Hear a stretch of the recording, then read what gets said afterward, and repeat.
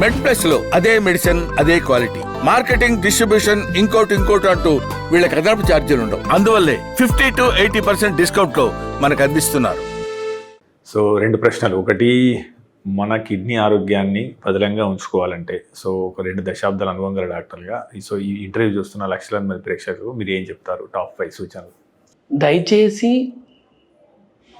జబ్బుని మీ చేతిలోకి తీసుకోకండి. ఛానల్స్ ఇన్ఫర్మేషన్ని గైడ్ చేసుకోవడానికి వాడండి. డాక్టర్ సలహా తీసుకున్న తర్వాతనే ఇంప్లిమెంట్ చేయండి. అంతే. కిడ్నీ సమస్య వరకు వస్తే ఇప్పుడు మనం నాన్ కమ్యూనికబుల్ డిసీజ్లోకి వెళ్ళిపోతున్నాం. కమ్యూనికబుల్ నుంచి అంటే ఏం లేదు, అన్ని రకాలుగా బట్టలు వేషధారణ ఎలా వెస్టర్నైజ్ అవుతున్నాం, డిసీజులు కూడా వెస్టర్నైజ్ అవుతున్నాం. సో అంచేత స్ట్రిక్ట్ కంట్రోల్, ఇందాక నేను చాలాసేపు చెప్పాను, glycaemic control, blood pressure control, water intake, stone దీని గురించి, వీటన్నిటి గురించి చెప్పుకున్నాం. సో వీటిలో ఉండే సారాంశాన్ని గ్రహించి కొంచెం అలర్ట్గా ఉండి డాక్టర్ సలహా మేరకు మందులు తీసుకుంటూ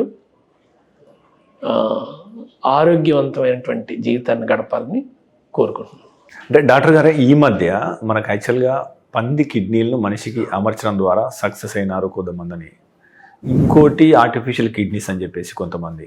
సో ఇవి జరుగుతున్నాయి. సో ఈ ఏఐ వచ్చిన తర్వాత ఇన్వెన్షన్స్ కొద్దిగా ఫాస్ట్ అవుతున్న నేపథ్యంలో సో కిడ్నీ ట్రాన్స్ప్లాంట్ కోసం లేదా కిడ్నీలను మనం రివర్స్ చేయడానికి కానీ అంటే వచ్చే 5 నుంచి 10 ఏళ్లలో ఎలాంటి మార్పులు ఈ నెఫ్రాలజీ వైద్యంలో వచ్చే అవకాశం ఉంది? What are the pipeline products, మీ అంచనా ఏంటి?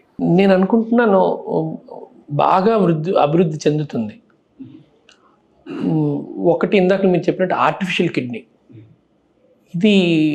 ఇది తయారైతే చాలామంది డయాలసిస్ రోగుల్లో చాలా మంచి వెలుగు వస్తుంది. ఆర్టిఫిషియల్ కిడ్నీ వేరబుల్ కిడ్నీ అంటారు. అంటే వీడు ఆ ఆర్టిఫిషియల్ కిడ్నీని ఏదో చొక్కా తొడుక్కున్నట్టు తొడుక్కుని వాడి పని వాడు చేసుకుంటాడు. సో అది డయాలసిస్ కంటిన్యూస్గా మన కిడ్నీస్ ఎలా చేస్తుందో అలా చేస్తుంది. ఎక్స్పెరిమెంటల్ స్టేజెస్ ఇది ఒకటి.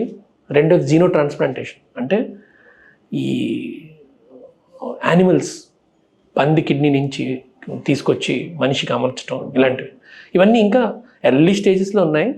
బట్ నెక్స్ట్ 10-20 ఇయర్స్లో ఈ ఆర్టిఫిషియల్ కిడ్నీ ప్లస్ జీనో ట్రాన్స్ప్లాంటేషన్ ఇవి రెవల్యూషనైజ్ చేయబోతున్నాయి. ఓకే.